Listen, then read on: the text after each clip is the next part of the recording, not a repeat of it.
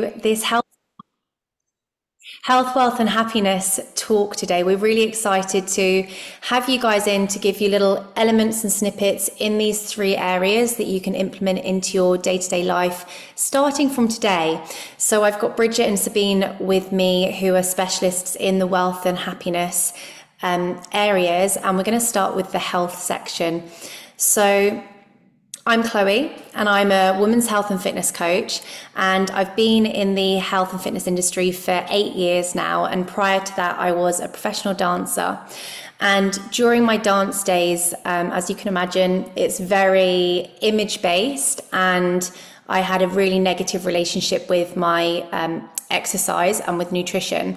And that's what led me over the years to do what I do today, which is helping women achieve their goals in a way that they can sustain for life, and moving away from intense fitness programs or fad diets that fundamentally take us further away from health and fitness. So one of my favorite quotes is, "The groundwork of all happiness is good health," because I fundamentally believe that without good health, happiness in every other area of our life gets really affected, and it's really hard to live a fulfilled life when our health is at the detriment. And these 3 points here are little areas where we could start seeing health getting neglected. And the top one is selflessness, which I think as women, a lot of us can relate to. And this is all about putting others before ourselves. And if you've got children, I can fully understand that there are times and places where they come first. However, if we put others before us all the time, we're moving ourselves away from nourishing our own well-being to be the best version of ourselves for ourselves, but also for everyone else. So I like the cup analogy. If we've got a glass full of water and we keep giving the water out to others and never refilling it and having time for ourselves to work on our health, they'll get to a point where we do hit rock bottom and our health gets really badly affected. The next one is hard working. And this comes down to potentially working overtime if you've got a very demanding job. Can we jump back a slide? Sorry. Sorry, yes. That's okay. Thank you. Hard working. And if we're working overtime, if you've got a very demanding job or a very demanding lifestyle, knowing when to cut off and knowing your boundaries is also a really important thing, because if you've got a very demanding job, that job will always be demanding. And yes, there will be deadlines and times when you just have to work late or work that extra little bit of time.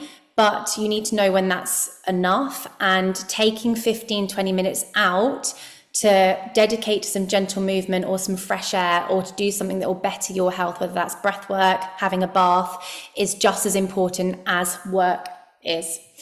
And then the final one is actually on the other end of the spectrum of doing lots of movement and eating a very healthy, restrictive diet. So this is what I can really relate to, but either end of the spectrum is just as detrimental. And we can overtrain, and we can eat a too restrictive, healthy diet, which then can have an effect on our mental well-being, because what comes with having a very, very healthy, restrictive diet is lots of rules in our mind, and then the feeling of guilt if we go against those rules, and it becomes really, really hard and affects our mental health. And when we look at health from a fitness point of view, we just think about the physical, but it's very much the mental as well. Can we jump to the next slide? Thank you. So my 4 health principles that I always talk with my clients are: sleep. We want to be aiming for 7 to 9 hours a night. Nutrition. So with nutrition, there's that 80-20 rule, which I always touch on. We have to have an element of the foods that you enjoy, which we know aren't as nutritious, because that's all about balance and long term. Movement, so finding movement that you enjoy, that you can implement into your week, into your daily lifestyle. And hydration, so making sure that we are staying hydrated with drinking water on a regular basis. And taking those 4 principles into consideration, we also need to know our deeper reason why. So as we all know, motivation is great when it's there, but it also drops off. And we need to know what will get us out of bed in the morning to work towards our health goals.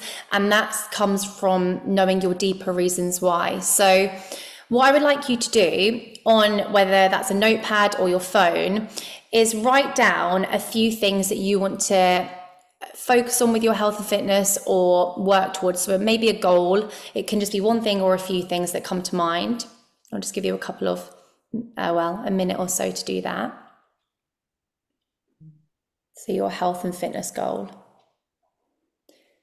And then once you've got that written down, ask yourself why that goal is important to you.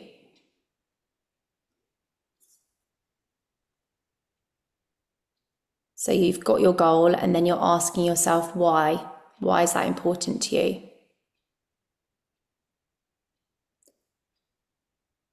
And then see if you can dig a little bit deeper into that reason why. So if we just do the example as you want to get fitter, and the reason why is because maybe you've got children that you want to be active for, and then when they have children, potentially when you're a grandparent, you want to be active for them. Why is being active for them important? So what would your life look like being that fit and able compared to what it could be, look like, how it would look like if you weren't going to work on your health and fitness to get you into that position of being able?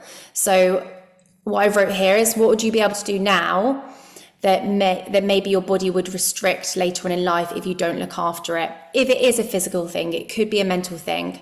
So we're just basically digging a little bit deeper, a few layers deeper, rather than just having that first thing as your goal. And then what I recommend you doing, once you've dug a little bit deeper, and you can take this way with you and carry on this afternoon, is write that main thing right at the bottom. So once you've dug a few layers deep, write that main thing up and stick it somewhere where you're going to see it daily. And you may not consciously read it every day, but you will subconsciously see it and know it's there. And it will just remind you and bring it back to the front part of our mind. Because when we get caught up in day-to-day life, we tend to forget, especially when life is busy. And it's during those phases of life when it is busy, when it's the most important. So if we skip to the next page. So going off what you've got written down, with that, with your main goal, choose one thing that you can do now, that you think you can do now, that will take you a tiny step closer to that goal. So if it is to get fitter, to be able to be active for your grandkids maybe down in life, what can you do right now that will improve your fitness? So is that going out for more walks in the week or fitting in a gym session? So write down that one thing that you think you can start implementing now that will take you closer. And then ask yourself, and be really honest here, out of 10, how achievable do you think that is? So if you wrote down going on walks, how many walks do you think you can fit in each week? And it has to be 9 out of 10 or 10 out of 10 achievable. So you need to be pretty certain that you will be able to fit that in. And that's how easy that next step needs to be. So whenever we're building and layering new habits to eventually get to our goal, it has to be 9 out of 10 or 10 out of 10 achievable. Otherwise, it's just too hard and it's really hard to keep up.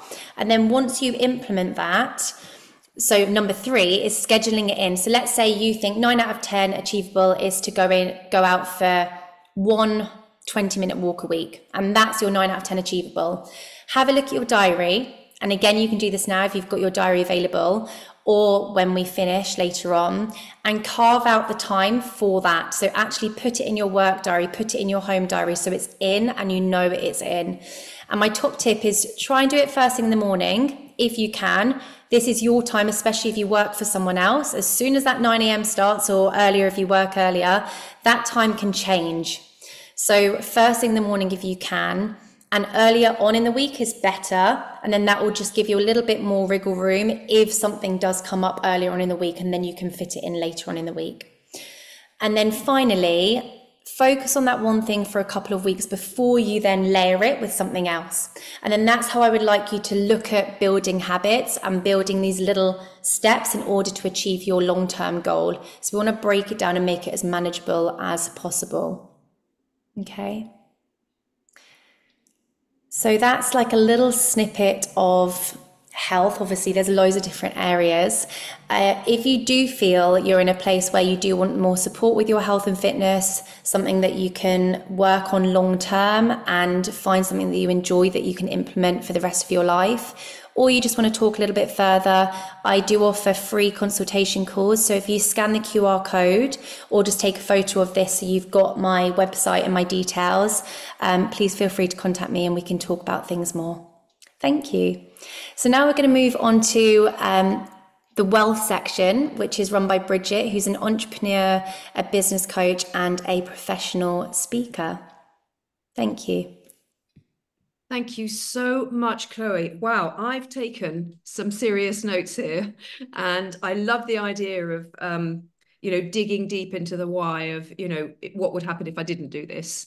Yeah. That was absolutely fantastic. So thank you so, so much. So hi, everybody. And I'm just so happy to be here with everyone and to get a chance to share a little bit about my story and how I help women in particular become more financially free. I'm passionate about female financial empowerment. I'm currently based in Manchester, although I started my entrepreneurial journey in Paris, originally from Poole in Dorset. So I've been a bit of a nomad all my life. But in the meantime, I'm also a single mother and sole provider to three now very grown-up children. I've run multiple businesses, both bricks and mortar in hospitality and fashion in Paris. And then 14 years ago, I started to build an online business in beauty technology, which now expands in over 20 markets around the world.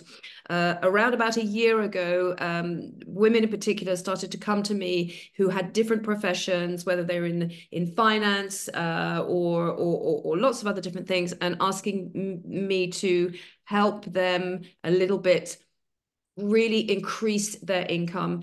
Passionate, brilliant, experienced, knowledgeable, but still they were frustrated financially with whatever area of excellence and expertise they were in. And so I developed a program which has brought some really, really amazing results.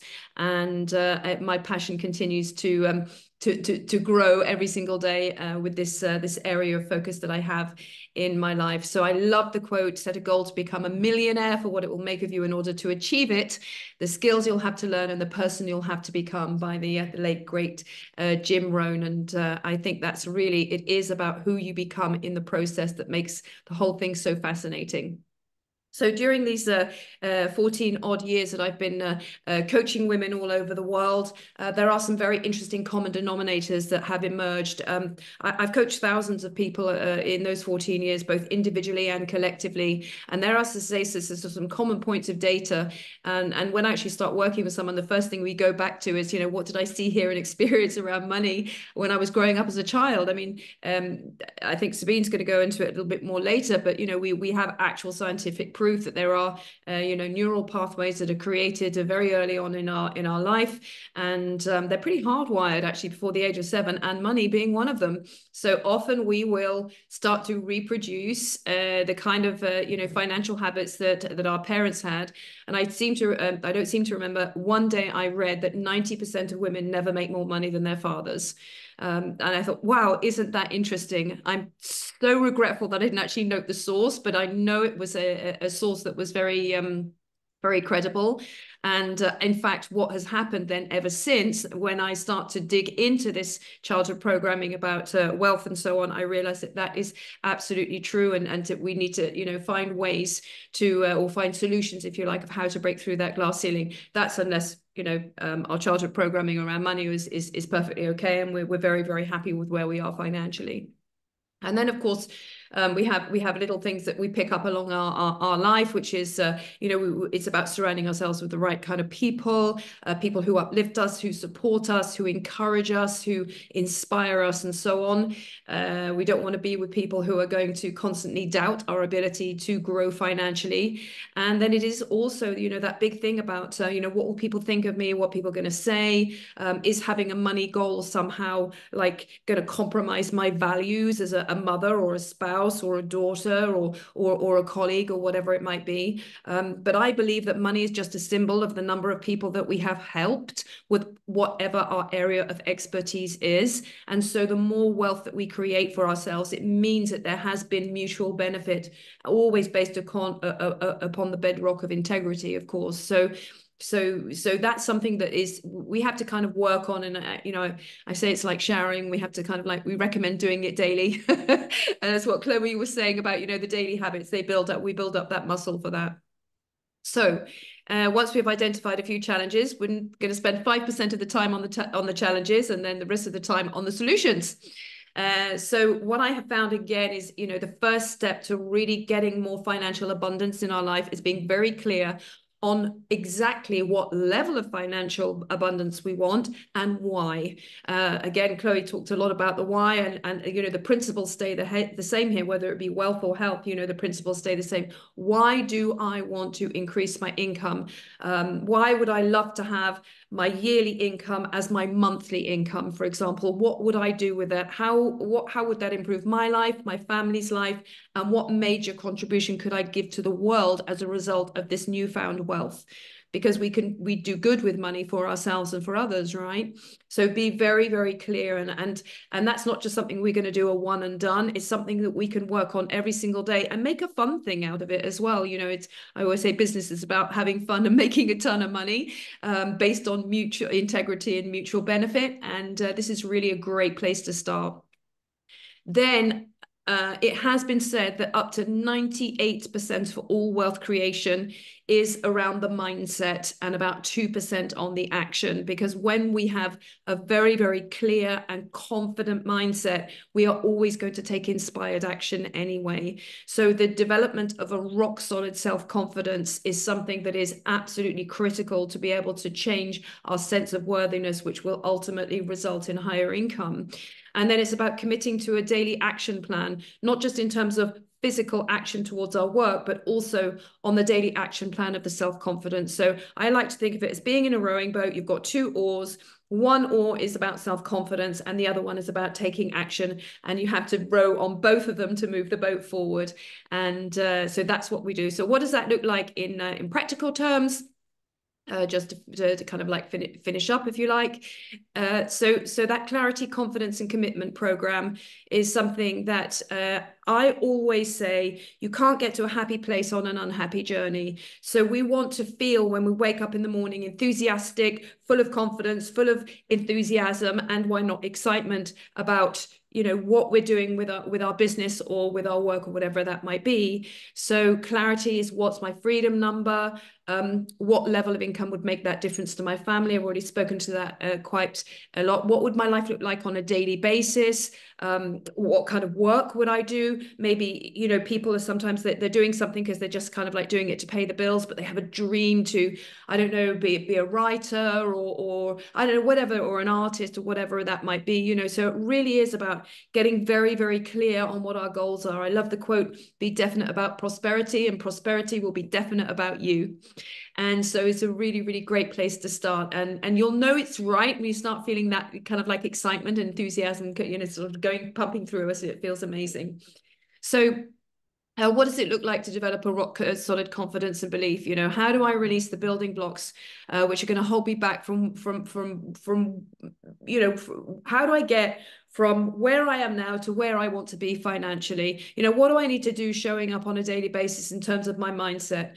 That can be based, we'll all have heard of this, sort of affirmations, vision boards, writing things out, surrounding ourselves with the right people. So that needs to be unpacked so that every day you feel you have a clear roadmap.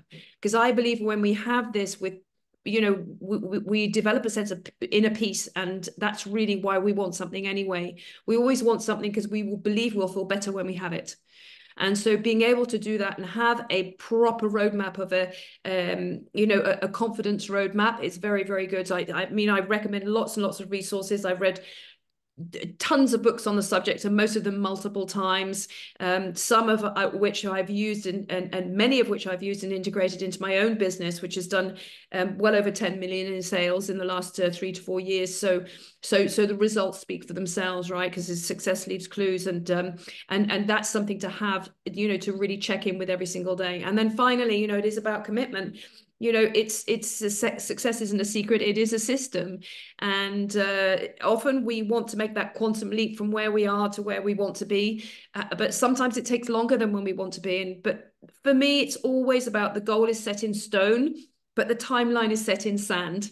And I know that one of my big downfalls is that I have kind of like wanted to be there, here and now, and ultimately, being persistent, being patient, being very focused on where we want to go, training our minds to actually stay focused on where we're going rather than on the things that are going to come in, like the curveballs and the unexpected things that are going to take us off our path during the way, and having tools and resources at our disposal so that we can make that pivot very, very quickly without getting like thrown off course from where we want to go. So that commitment side of things is really, really important.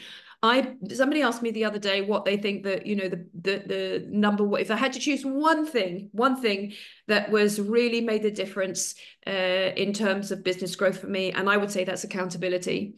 I always say to somebody, if you want to grow, find an accountability buddy that you love and respect so much, and you have to message that person every single night until you've achieved what you set out to achieve at the beginning. And that is something for me. I've always had somebody that I'm accountable to. My current accountability buddy, we're on day 401 today. We started on the 13th of September 2023. We have never missed a day, even on Christmas, where we write to each other what we're going to do. We send our gratitude and our positive aspects of the day, and we've done that every single day, and the results have been absolutely fantastic, and it's been such a joy, and it's been something that has really, really made a huge difference for me, and I've had the privilege of being mentored by amazing people during particularly the last 14 years. And that accountability factor is just like, I think, one of the main keys. And it's a fun thing to do, right? To have somebody running alongside you who also has big dreams and goals, and they're committed long term. It makes such a huge difference. Of course, then you're going to look as well at the type of way you want to earn money. Do you want to make it like a one-to-many, or you want to continue to work on a one-to-one basis? It's a bespoke, tailor-made system. It's not something where one size fits all, because one size fits no one. And so that's something that I really, really work on, is getting very clear on what you want, working on that self-belief, and then having a daily action roadmap about what that means to you in terms of your actions. And so we put that together in like a package. It's got to be kind of like an equal balance. I say it's a bit like, making a chocolate cake. There's eggs and flour, but if you have 12 eggs and a teaspoon of flour, you've got an omelette. You haven't got a chocolate cake, right? Even though there's eggs and flour in it. So nonetheless, it's very, very, very important to have an equal balance in everything. And of course, that includes time for, as Chloe is saying, for self-care, taking care of your body, taking care of your energy, and all that kind of thing as well. So there's a little snapshot of how I work.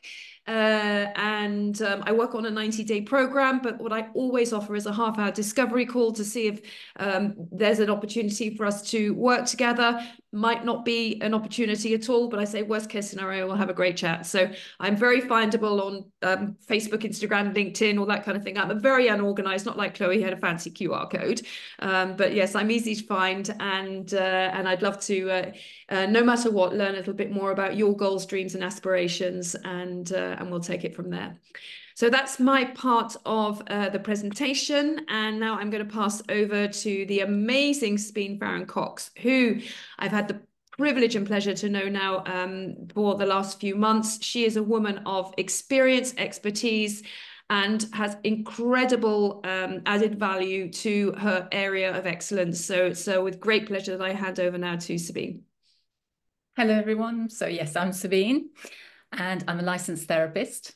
And to give you a little bit of background, I have 5 children. I was brought up in France, so my first language is French, which hopefully you won't discover too much through this workshop with mistakes. But what I'm looking at is happiness today. So we're going to be looking at happiness in terms of how can we get more happiness in our lives? What are the barriers of happiness in our lives? And also I'm going to be looking at the 5 main ingredients to feeling happier. Because in my practice, I have worked with thousands of people of different backgrounds, beliefs, ways of being, and I've yet to come across anyone who does not want to be happier. As human beings, we want to be happy. So we know that we want it, but what is happiness? Happiness is an emotional state. But unlike contentment, it's usually a fleeting emotion. So it's based usually on things like experience or action, whereas contentment is a much more stable emotion, usually down to your environment or your way of living. So now we know the basis of happiness, which is emotions. I'd just like to, I don't know if show of hands, but I'd like to know if there's anybody here who feels that they're able to influence or manage their emotions at all times. So always happy, always calm. Anybody here? I just want to say, if anybody puts their hands up, I want to know about it after the workshop, and I'd like to have a word with you because I want to know what your secret is. So no show of hands, including mine, because actually it's not a permanent state. We can't be permanently happy. But we can be contented and we can increase our happiness. And also the fact that it's an internal emotion means, sorry, that we can actually increase our happiness. So you might relate to the thinking, I'll be happy when I've lost some weight, I'll be happy when I've bought my house, I'll be happy when. The trouble with that thinking is that it's in the future. Sorry, appropriate frog in my throat. The trouble with that is that it's in the future and not actually in the present. It's always, I'll be happy when, but you can be happy now. I think the proof of that is that you have people who have everything they want and they're still not happy. Or you have people who have very little and can be happy. I think you do need the basic needs, such as food and shelter. But beyond that, I think it's important. The other issue that we're looking at is that it doesn't allow you, as I said, to be happy today. So it can be a bit confusing as well, because let's say when we buy something, it makes us happy in that moment. But happiness comes from outside of us when it's something that we've purchased. So if, for example, you decided to get up 15 minutes earlier in the morning, for example, maybe the cup of coffee will be part of that happiness, but it's the actual fact of having been aware that you need more time for yourself, actioning it, that will result in you being happier on a long-term basis. And it's a shift and a change that you've made yourself. And that is the big difference. So I think that's so important.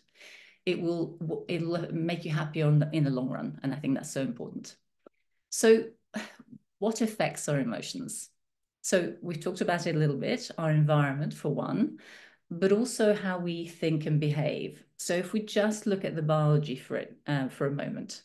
So neuroplasticity basically allows the brain to change and develop new ways of thinking and behaving. So in other words, the brain allows you to create new and positive pathways.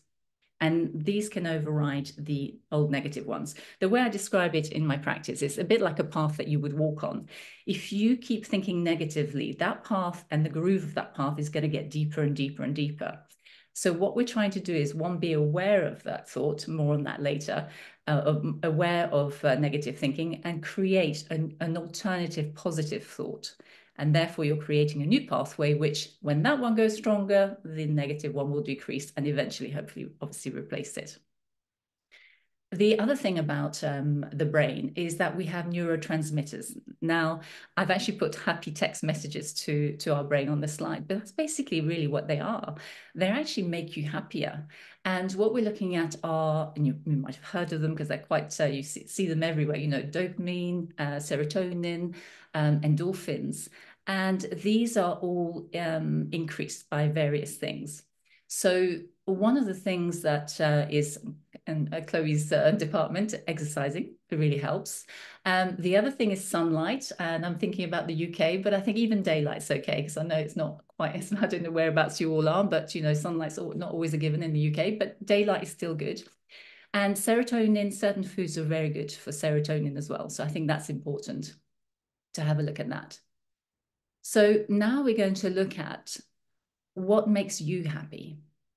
Because everybody's an individual, and it's certain things will make one person happy and certain things will not.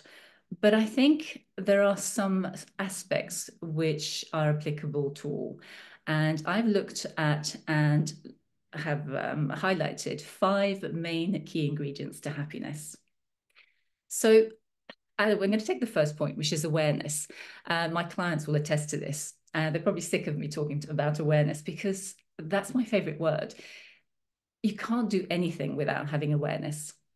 You can't change anything without having awareness of how it affects you or how you can change something.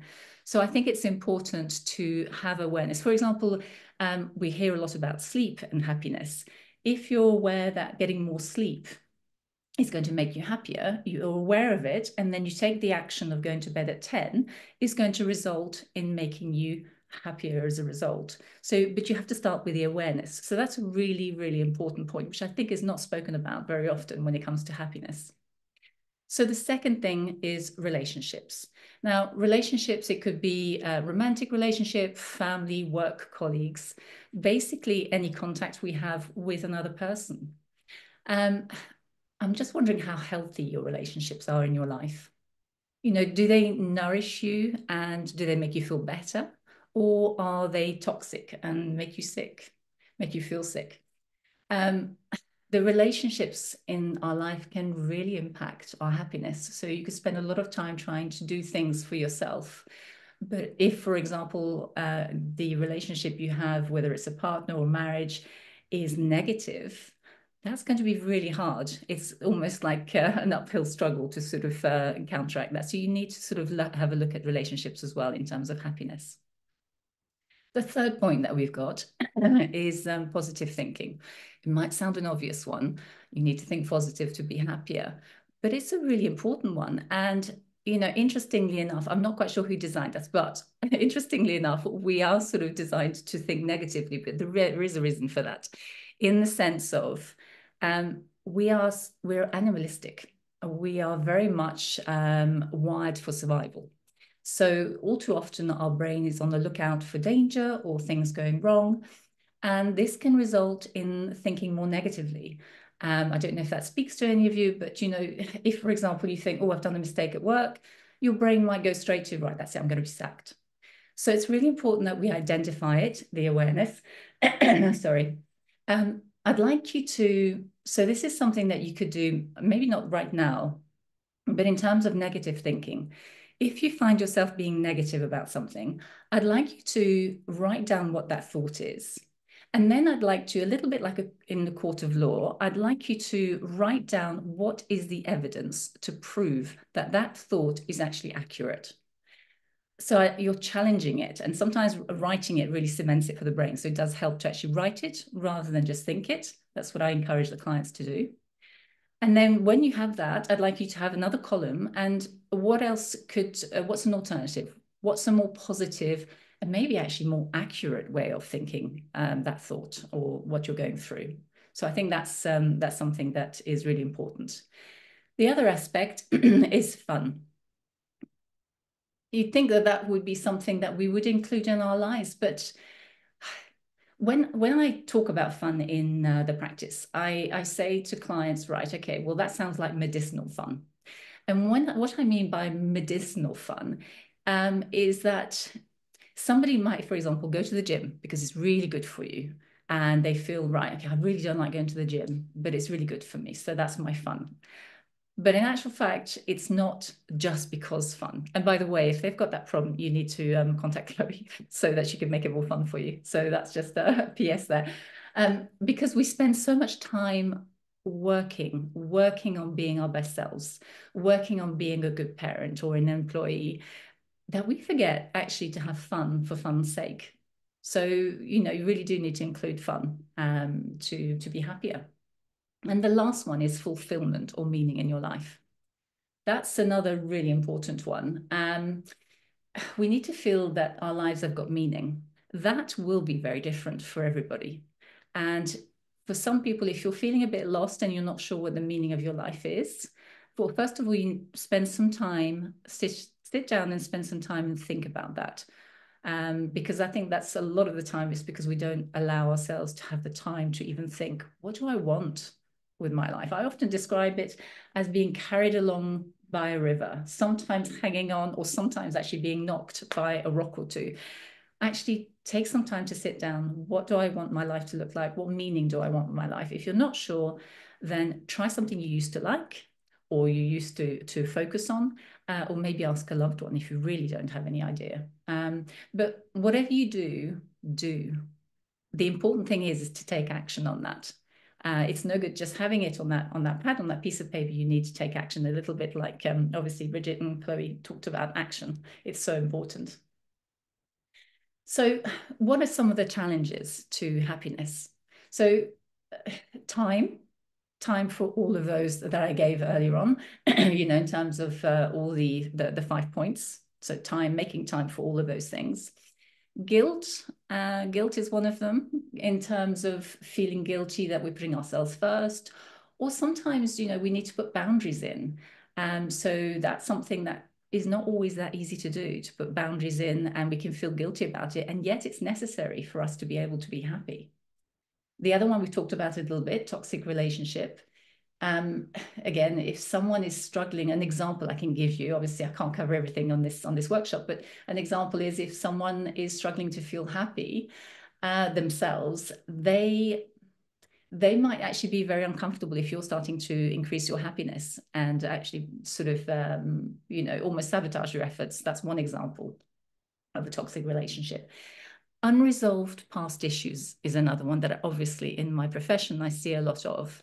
And that is something that I would recommend. If you find it, if you find that self-help books are not enough, then I think it's important for you to go and see a professional and get those resolved. Life needs not being met is another one. So if you're struggling with finances and you're not able to meet your needs as a result, that can impact your happiness. And that's something that is, Bridget's your go-to person for that one then. So on the last one we're going to look at, the last slide we're going to look at is basically homework, which is what I do in my practice, because clearly life's not busy enough and you need some homework. But this is happy homework. It's actually to make you happier. So it's positive. The first thing is to define your happiness.